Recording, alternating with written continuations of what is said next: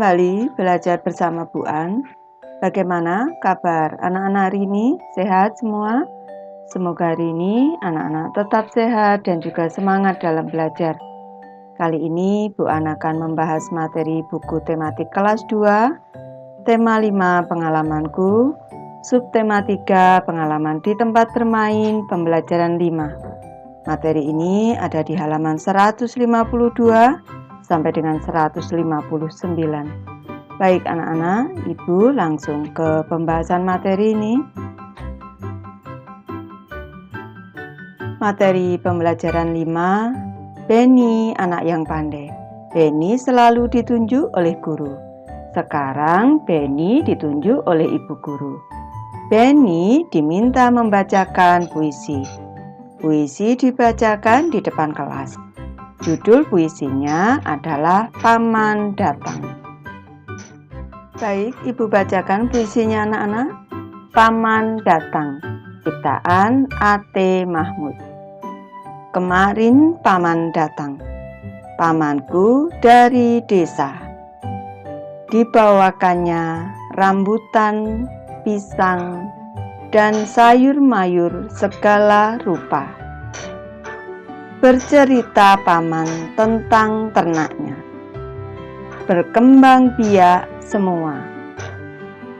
Padaku paman berjanji mengajak libur di desa.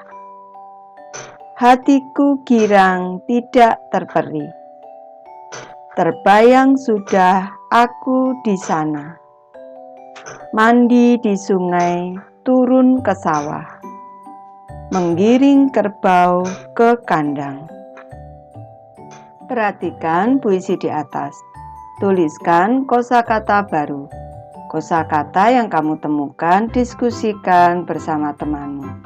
Carilah arti kosakata tersebut. Baik, di sini Ibu memberi 5 contoh kosakata. Yang pertama adalah segala rupa. Maknanya adalah berbagai jenis, bisa juga berbagai bentuk anak-anak. Yang kedua adalah ternak.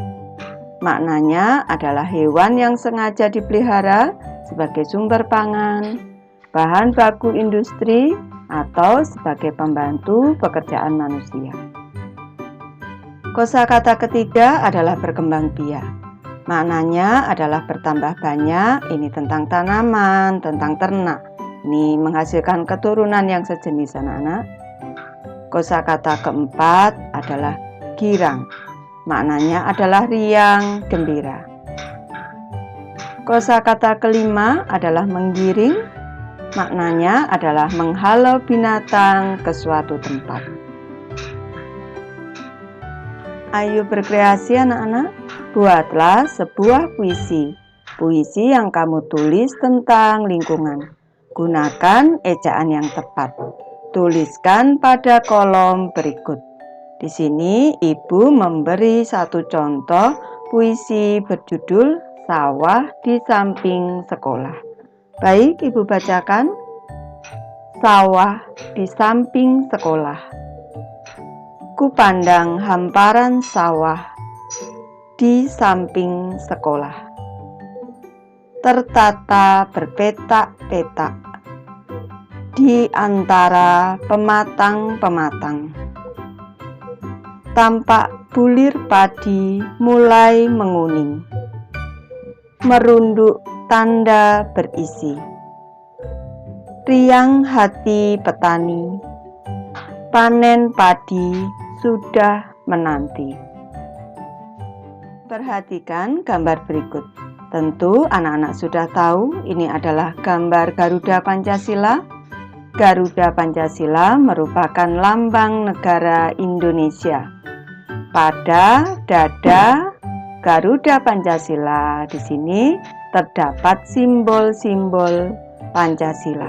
Di sini sila pertama simbolnya bintang, sila kedua simbolnya rantai, sila ketiga simbolnya pohon beringin, sila keempat ini simbolnya kepala banteng, dan sila kelima simbolnya adalah padi dan kapas. Di sini kalau kita besarkan, simbol sila keempat adalah kepala banteng. Perlu Ibu jelaskan juga anak-anak bahwa ini pada kaki Garuda Pancasila di sini mencengkeram tulisan atau mencengkeram pita yang bertuliskan Bhinneka Tunggal Ika. Bhinneka Tunggal Ika ini adalah semboyan bangsa Indonesia yang artinya berbeda-beda tetapi tetap satu juga. Beni dan temannya akan belajar PPKN. Satu kelas Beni akan belajar musyawarah. Musyawarah untuk mencapai kata mufakat. Beni dan temannya perlu semangat kekeluargaan. Ternyata musyawarah untuk memilih ketua kelas. Perlu anak-anak ketahui bahwa bermusyawarah itu sesuai dengan sila keempat Pancasila dan tujuan musyawarah adalah untuk mencapai kata mufakat. Dalam bermusyawarah harus dipenuhi dengan semangat kekeluargaan.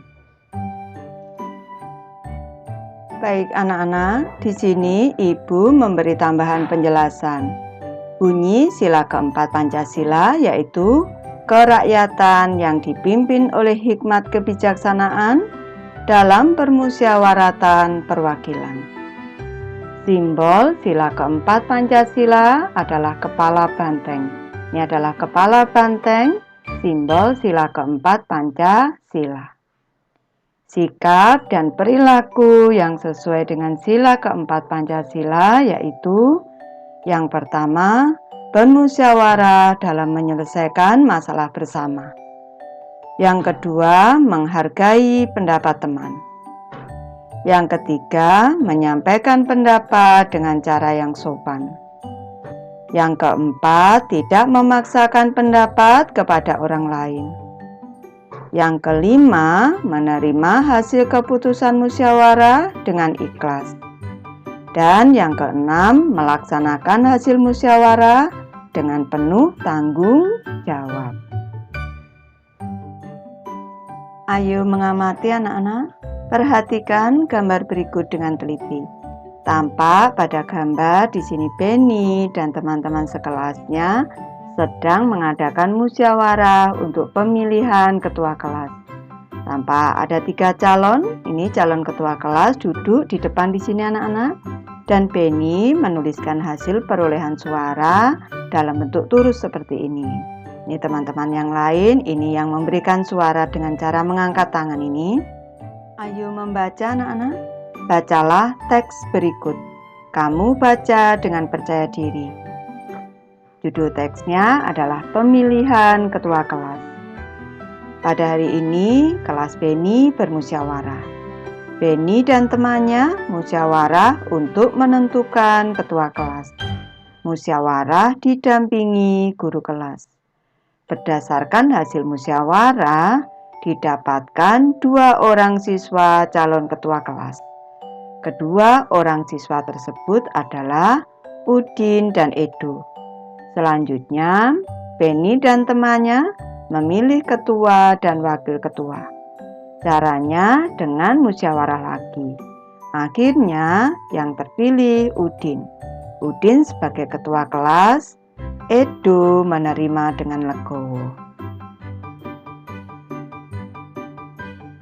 Jawablah pertanyaan berikut. Ibu mulai dari pertanyaan yang pertama, apa yang dilakukan Beni dan temannya? Mereka melakukan musyawarah untuk memilih ketua kelas. Soal nomor 2, sebutkan nama calon ketua kelas yang terpilih. Nama calon ketua kelas yang terpilih adalah Udin dan Edo. Lanjut ke soal ketiga anak-anak. Bagaimana hasil musyawarah yang dilakukan? Hasil musyawarah yang dilakukan, Udin terpilih sebagai ketua kelas dan Edo sebagai wakil ketua kelas. Soal keempat, apakah Edo menerima hasil pemilihan ketua kelas? Ya, Edo menerima hasil pemilihan ketua kelas dengan legowo. Soal kelima, mengapa kegiatan musyawarah perlu dilakukan? Berikan alasanmu. Musyawarah perlu dilakukan untuk mencapai mufakat dalam menyelesaikan masalah bersama.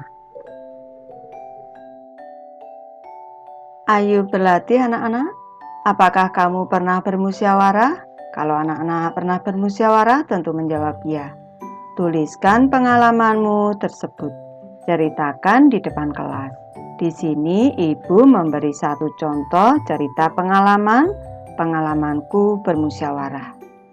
Saat hari pertama masuk sekolah di semester 2, saya dan teman-teman bermusyawarah untuk pembagian regu piket.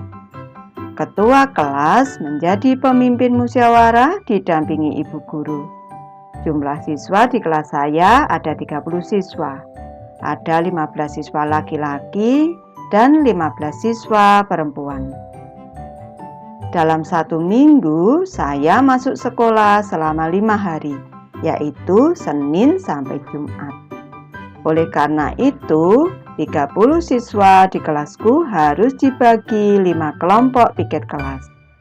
Semua sepakat, setiap kelompok terdiri atas 3 siswa laki-laki dan 3 siswa perempuan. Saya mendapat giliran tugas hari Selasa.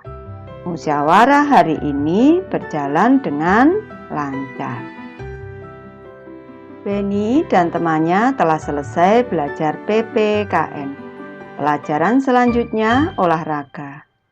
Ayo berlatih anak-anak. Ayo tirukan gerakan berikut. Udin dan teman sekelas melakukan senam. Senam dilakukan di halaman sekolah. Tampak pada gambar yang pertama, di sini Udin mengayunkan kedua lengan ke depan belakang. Ini mengayunkan ke belakang, selanjutnya ke depan anak-anak. Tampak pada gambar kedua, Udin mengayunkan dua lengan ke kiri dan ke kanan. Ini tampak Udin mengayunkan kedua lengan ke kanan, selanjutnya ke depan, selanjutnya diayun ke kiri. Dan di gambar ketiga, Udin mengayunkan dua lengan dari samping ke atas bawah. Ini dari samping, kedua lengan diayunkan ke atas, selanjutnya diayunkan ke bawah. Lanjut ke gambar keempat anak-anak, tampak Udin mengayunkan kedua lengan setinggi bahu. Di sini kedua lengan diayunkan setinggi bahu, kemudian kembali ke sikap tegap lagi. Kembali lagi diayunkan setinggi bahu. Nanti anak-anak bisa mencoba sendiri didampingi Bapak Ibu guru di sekolah. Ayo berlatih anak-anak, lakukan gerakan seperti gambar di atas. Lakukan secara berulang-ulang dengan hitungan. Variasikan gerakan senam tersebut. Kegiatan bersama orang tua.